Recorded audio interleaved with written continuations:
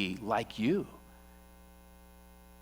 You see, when we serve God not needing recognition, and we want to give God all the glory, it frees us up from our hearts getting bittered.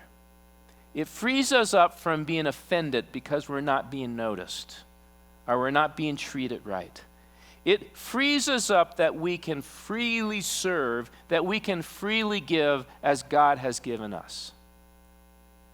Another friend that we have here, Ronnie Welsh here, said that as her and Dan have kind of taken over the adoption group that meets once a month on the third Thursdays of the month, and she was sharing with our group on Monday night, she said, I have never experienced my relationship with Jesus being so close as it is now that we have been serving in the adoption ministry. And what they have seen is that the fruit of working with that group for a year and seeing the number of kids, you should have seen the group last Thursday night. There was about 50 kids there, and other adults, and kids of every color and race running around. And what a blessing it was to see them there, and all these families coming together to support each other, and people coming to receive help and assistance that are interested in being foster parents and adopting. Now, what Ronnie is saying here is when we experience God, God gives us the ability to love and experience our relationships with others. And as we experience others, then he calls us to go into the world and encounter the world.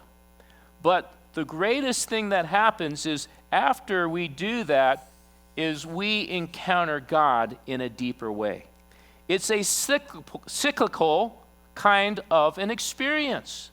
But what happens is many people stop here with God, they stop here with others, or they only do this and aren't experiencing God or others. We have to have the balance of all three to truly grow. I have the worship team come up, please.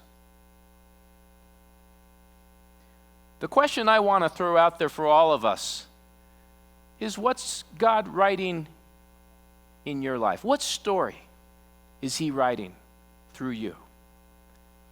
What are the lives that he wants to impact through you saying, okay, God, I'm here. Use me how you want to use me. You know, someone may say, all I am is a greeter. You know what? People will make a decision about a church within the first 3 seconds that they walk in the door. And so if there is a greeter that's smiling and shaking their hands and saying, welcome, do you think that could have the possibility of them coming in and hearing the power of the gospel through word and spirit and their life being transformed? Do you think that a person who works in the nursery and works with the little kids and loves on those kids so that their parents can come in and hear the word and the spirit and have a life transformed, do you think that makes a difference? Do you think God sees that? Do you think that a person who goes out to Kimwood Park and walks out and gives food away, and maybe for the first time in a person's life, they experience people coming to them and just loving them for the sake of loving them because of God's love? Do you think that makes a difference? What story does God want to write through you? Let's stand as we worship him. And as we're worshiping,